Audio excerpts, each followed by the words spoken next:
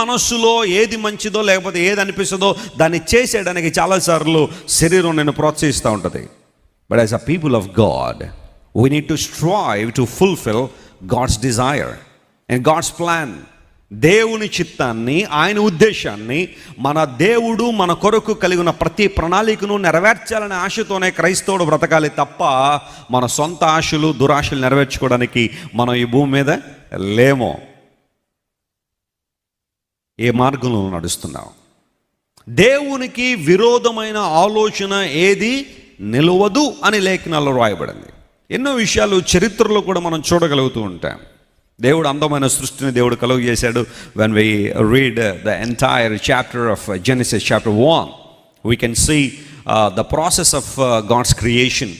దేవుడు ఈ సృష్టి అంతా ఎలా చేశారు, ఆర్డర్ ఎలా ఉంది, ఇవన్నీ కూడా ఆదికాండం 1వ అధ్యాయంలో